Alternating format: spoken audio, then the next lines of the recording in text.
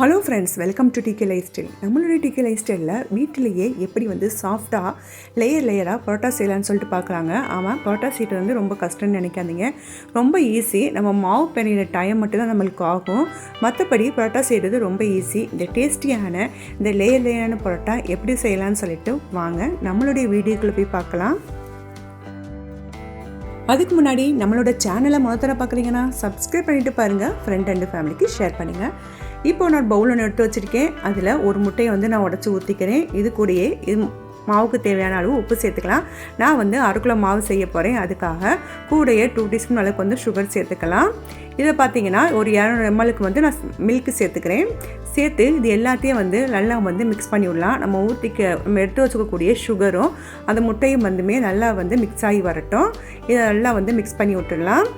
அதாவது சுகர் எல்லாமே கரைஞ்சி வரட்டும். பாருங்கள், நல்லா கரைஞ்சி வந்துருச்சு. இப்போது நான் 500 கிராம் அளவுக்கு மைதா மாவு எடுத்து வச்சுருக்கேன். மைதா மாவு செய்யும்போது ஃபஸ்ட்டு குவாலிட்டி மைதா மாவை தேர்ந்தெடுத்து செய்யுங்க. அப்போ தான் பரோட்டா ரொம்ப சாஃப்டாக வரும். இதையும் நல்லா மிக்ஸ் பண்ணி விட்டுடலாம். நம்ம ஃபஸ்ட்டு பிணையும் போது நம்ம சப்பாத்திக்கெல்லாம் எப்படி மாவு பிணையுமோ அதே பக்குவத்துக்கு முதல்ல நம்ம பிசைஞ்சு எடுத்துக்கலாம். இந்த மாதிரி பாருங்கள், இந்த மாதிரி நான் பிசைஞ்சு எடுத்துட்டேன். இதுக்கு மேலே அப்படியே லைட்டாக ஆயில் அப்ளை பண்ணிவிட்டு குறைஞ்சது ஒரு 10 நிமிஷமாவது இதை நல்லா ஊற வச்சு எடுத்துக்கலாம். நம்ம ஆயில் மேலே அப்ளை பண்ணும்போது அதாவது மாவு ரொம்ப காயாது. அதுக்காக தான். இப்போ பாருங்கள், 10 நிமிஷம் ஆயிடுச்சு. இப்போ நம்ம கவுண்டர் டாப்பை நல்லா க்ளீன் பண்ணி வச்சுட்டு அதுக்கு மேலே இருக்கக்கூடிய மாவு நல்லா தேய்ச்சி எடுத்துடலாம். இந்த மாதிரி மாவு இழுத்து தேய்க்கணுங்க. 10 நிமிஷத்துக்கு அப்புறம் பாருங்கள், இழுத்து தேய்க்கும் போது மாவு ரொம்ப சாஃப்டாக ஆகும். அதுக்காக தான் நம்ம எந்த அளவுக்கு நம்ம இழுத்து தேய்க்கிறோமோ அந்த அளவுக்கு பரோட்டாவுமே ரொம்ப சாஃப்டாக இருக்கும். பாருங்கள், நான் குறைஞ்சது ஒரு 10 நிமிஷமாவது தேய்ச்சிருப்பேன். இந்த அளவுக்கு மாவு நல்லா தேய்ச்சி எடுக்கணும். அப்போ தான் பரோட்டா சாஃப்டாகும். ஒரு 10 நிமிஷம் மாவு நல்லா தேய்ச்சி எடுத்துட்டேன். பாருங்கள், எந்த அளவுக்கு ரொம்ப சாஃப்டாக வந்திருக்குன்ட்டு தொட்டு பார்த்தாவே இப்போ தெரியும். முன்னாடி இருந்ததுக்கும் இப்போ இருந்ததுக்கும் உள்ள வித்தியாசம். பாருங்கள், இந்த அளவுக்கு சாஃப்டாக பிசைஞ்சு எடுத்துட்டேன். இப்போது இது மேலே ஆயில் அப்ளை பண்ணிவிட்டு குறைஞ்சது ஒரு 10 நிமிஷம் ஊற வச்சு எடுத்துடலாம். மாவு அந்த எண்ணெயிலேயே நல்லா ஊற தான் பரோட்டா ரொம்ப சாஃப்டாக வரும். பாருங்கள், 10 நிமிஷம் ஆயிடுச்சு. மாவு எப்படி சாஃப்டாக வந்திருக்குன்ட்டு இப்போ சின்ன சின்ன பேட்டாவாக போட்டுடலாம். பாருங்கள், இந்த மாதிரி கையில் எடுத்தோம்னா கையில் வச்சு இந்த மாதிரி பிடிச்சி இழுத்தோம்னா சூப்பராக நம்மளுக்கு நல்லா உருண்டை சைஸில் நம்மளுக்கு கிடச்சிரும். இதை அப்படியே நான் வேறு பிளேட்டுக்கு மாற்றிடுறேன். அதையுமே நல்லா பிசைஞ்சு எடுத்துடணும். இந்த மாதிரி இதை அப்படியே நான் வேறு பிளேட்டுக்கு நான் வச்சிடுறேன். பாருங்கள், இப்போ இந்த மாதிரி வச்சாச்சு.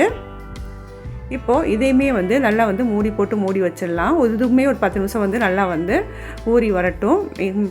மாவு காயாமல் இருக்கிறதுக்காக நான் மேலே எண்ணெய் தடவிக்கிறேன். பாருங்கள், 10 நிமிஷம் ஆயிடுச்சு. இப்போ பரோட்டா தட்ட ஆரம்பிச்சிடலாம்.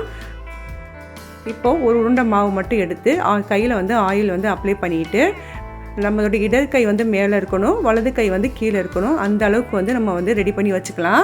இதை அப்படியே நம்ம வீசினோம்னா நல்லா பரோட்டா வீச வரும். ஃபஸ்ட்டு பழகும்போது ரொம்ப கஷ்டமாக தான் இருக்கும்.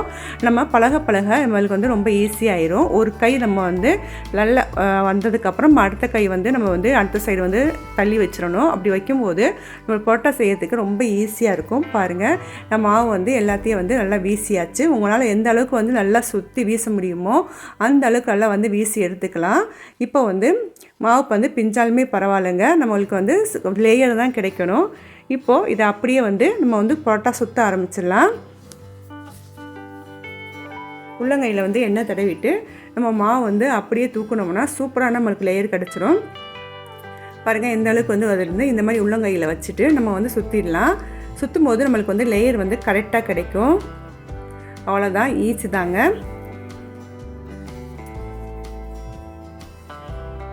அப்படி உங்களுக்கு அடிக்க வரலாட்டி இந்த மாதிரி கூட ஈஸியான மெத்தடில் யூஸ் பண்ணலாம். நான் சப்பாத்தி தேய்க்கிற கட்டை எடுத்துக்கிட்டேன். அதில் மாவு வச்சு தேய்ச்சிடலாம். தேய்ச்சிட்டு நம்மகிட்ட இருக்கக்கூடிய கத்திகளை சின்னசாக கட் பண்ணிடலாம். இந்த மாதிரி பண்ணும்போது நம்மளுக்கு லேயர் சூப்பராக கிடைக்கும். அப்படி உங்களால் வீச தெரியலை அப்படின்னா நீங்கள் இந்த மாதிரி மெத்தட் கூட நீங்கள் யூஸ் பண்ணிக்கலாம். இதை நம்ம அப்படியே எடுத்துடலாம். அதே மாதிரி நம்ம எடுத்துகிட்டு கையில் சுற்றினோம்னா நம்மளுக்கு சூப்பரான ஒரு லேயர் கிடைக்கும். பாருங்கள், எடுத்துகிட்டு நம்ம கையில் சுற்றும் போதுமே நம்மளுக்கு அந்த மெத்தடோடு இந்த மெத்தட் ரொம்ப ஈஸியாக இருக்கும். நல்லா பரோட்டா மாவு வந்து நல்லா விரிச்சு விட்டுட்டு இந்த மாதிரி தேய்ச்சோம்னா சூப்பரான லேயர் வந்து நம்மளுக்கு கிடைக்கும். கண்டிப்பாக வந்து ட்ரை பண்ணி பாருங்கள்.